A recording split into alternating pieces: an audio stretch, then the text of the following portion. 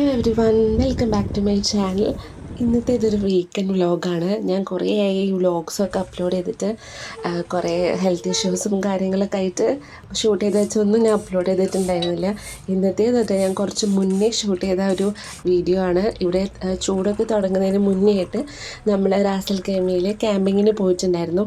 അപ്പോൾ അന്നെടുത്ത കുറച്ച് വീഡിയോസൊക്കെയാണ് ഇട്ടത്. അതിൽ കുറേ ക്ലിപ്സൊക്കെ മിസ്സായി പോയതുകൊണ്ട് തന്നെ അത് അപ്ലോഡ് ചെയ്യാതെ വെച്ചിരിക്കുകയായിരുന്നു. അപ്പോൾ അതും ഞങ്ങൾ ഐക്യയിൽ ഷോപ്പിങ്ങിന് പോയ കുറച്ച് വീഡിയോസൊക്കെ കൂടി കമ്പൈൻ ചെയ്തിട്ടാണ് കേട്ടോ ഇന്നത്തെ വീഡിയോ.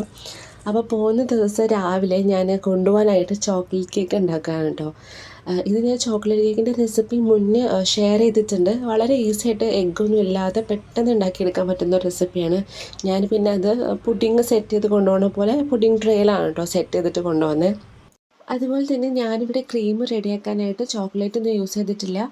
വിപ്പിംഗ് ക്രീമിലേക്ക് കൊക്കോ പൗഡറും കുറച്ച് പഞ്ചസാര പൊടിച്ചതും കൂടെ ചേർത്തിട്ട് വിപ്പ് ചെയ്തെടുത്തതാണ്. നമ്മളുടെ കയ്യിൽ നല്ല ബ്രാൻഡിൻ്റെ കൊക്കോ പൗഡർ ഉണ്ടെങ്കിൽ ചോക്ലേറ്റിൻ്റെ ഒന്നും ആവശ്യമില്ല. കൊക്കോ പൗഡർ കൊണ്ട് തന്നെ ക്രീം റെഡിയാക്കാൻ പറ്റും. അതിൻ്റെ മുകളിലായിട്ട് കുറച്ച് ന്യൂട്ടെല്ല കൂടി ഒന്ന് സ്പ്രെഡ് ചെയ്ത് കൊടുത്തിട്ട് ഞാനത് സെറ്റ് ആവാനായിട്ട് ഫ്രിഡ്ജിലേക്ക് വെച്ചു. പിന്നെ പോകാൻ നേരത്താണ് എടുത്തത്. ഞങ്ങൾ പോകുന്നതിൻ്റെയും ഫുഡൊക്കെ ഗ്രില്ല് ചെയ്യുന്നതിൻ്റെയൊക്കെ വീഡിയോസ് എൻ്റെ കയ്യിൽ നിന്ന് ഡിലീറ്റ് ആയിപ്പോയി.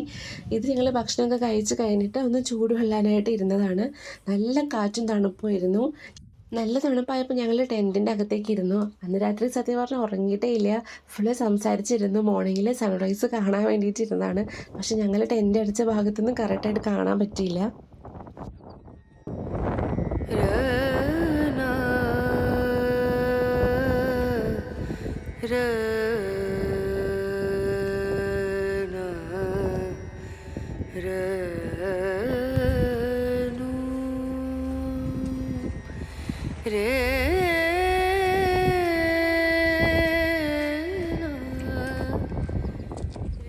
നല്ലൊരു മോർണിംഗ് ആയിരുന്നു കേട്ടോ. നല്ല അടിപൊളിയായിട്ടുള്ള വ്യൂ ആയിട്ട് നല്ലൊരു മോർണിംഗ് അവിടെ സ്പെൻഡ് ചെയ്തിട്ട് ഞങ്ങൾ അവിടുന്ന് രാവിലെ തന്നെ നേരത്തെ തന്നെ തിരിച്ചു. ടെൻ്റൊക്കെ ഫോൾഡ് ചെയ്ത് നമ്മൾ യൂസ് ചെയ്ത സ്പേസൊക്കെ ഒന്ന് ക്ലീൻ ചെയ്തിട്ട് ഞങ്ങൾ അവിടെ നിന്ന് ഇറങ്ങി. കുറേ ഫോട്ടോസൊക്കെ എടുത്തു. കുറച്ച് ഞാനിതിൽ ആഡ് ചെയ്യാം. To the city streets, we began to feel the fire. We rise like tall buildings as the chemicals they take us higher.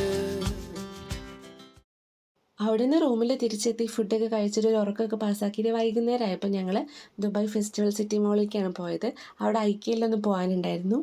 ഐക്യയിൽ ഞങ്ങൾ കാര്യപ്പെട്ടിട്ടൊന്നും പർച്ചേസൊന്നും ചെയ്യാറില്ല. പക്ഷെ വെറുതെ ഒന്ന് കണ്ടിട്ട് വരാൻ ഇഷ്ടമാണ്. അതുകൊണ്ട് ഇടയ്ക്കൊക്കെ പോകാറുണ്ട്. ഇവിടെ വന്നിട്ട് ഓരോന്ന് അവർ ഡിസ്പ്ലേ ചെയ്തതൊക്കെ കാണുമ്പോൾ നമുക്ക് പുതിയതായിട്ട് വീടൊക്കെ വെക്കുന്ന ആൾക്കാർക്കൊക്കെ ഭയങ്കര യൂസ്ഫുള്ളാണ്. നമുക്ക് ഓരോ ഐഡിയ കിട്ടും എങ്ങനെ സെറ്റ് ചെയ്യണം. ബെഡ്റൂം, കിച്ചണ്, ലിവിങ് ഏരിയ എല്ലാം ഇവരിങ്ങനെ ഓരോ മോഡൽ സെറ്റ് ചെയ്ത് വെച്ചിട്ടുണ്ടായിരിക്കും. അപ്പോൾ അത് കാണുമ്പോൾ നമുക്ക് ഓക്കെ ഇതിങ്ങനെ ചെയ്യാം, നമുക്ക് ഇഷ്ടപ്പെട്ടത് സെലക്ട് ചെയ്യാനൊക്കെ നല്ല യൂസ്ഫുള്ളാണ്. ഇപ്പോൾ നാട്ടിൽ ഒരുപാട് പേര് ഐക്യ മോഡലിൽ വീടൊക്കെ സെറ്റ് ചെയ്യുന്നുണ്ട്.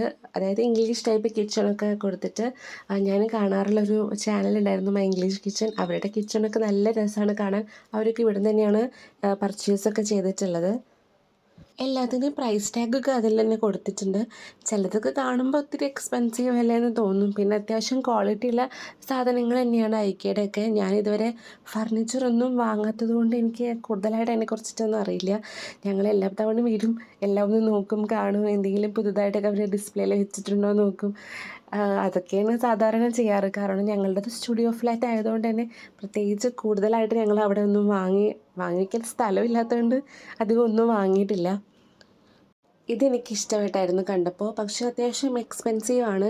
ആ ഒരു കപ്പിന് തന്നെ 15 ദിർഹംസ് ഉണ്ട്. പിന്നെ ആ ഒരു ജഗ്ഗിന് 59 ദിർഹംസ് ഉണ്ട്. അപ്പോൾ എല്ലാം കൂടെ സെറ്റായിട്ട് വാങ്ങിക്കുമ്പോൾ അത്യാവശ്യം നല്ല എക്സ്പെൻസീവ് ആണ്. അതുകൊണ്ട് ഞങ്ങൾ വാങ്ങിയില്ല.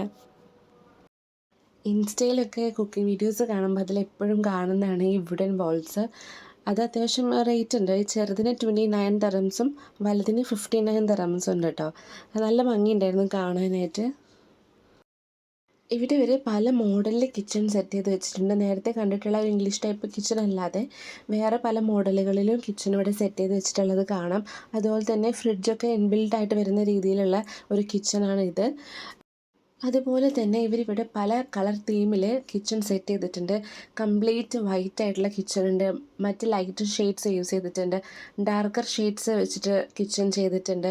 അപ്പം നമുക്കതൊക്കെ കാണുമ്പോൾ യൂഷ്വലി നമ്മൾ കണ്ടുവരുന്ന കളേഴ്സ് അല്ലാതെ പുതിയൊരു കളർ ട്രൈ ചെയ്യണം എന്നുള്ളവർക്കാകുമ്പോൾ ഇതൊക്കെ കണ്ടാൽ ഒരു ഐഡിയ കിട്ടും. ഇത് ഉണ്ടാക്കി വരുമ്പോൾ ഏത് രൂപത്തിലിരിക്കുന്നു നമുക്കത് കണ്ടിട്ട് മനസ്സിലാക്കാൻ പറ്റും. ഈ റൂം സെറ്റ് ചെയ്തത് നല്ല രസമുണ്ടായിരുന്നു കാണാനായിട്ട്.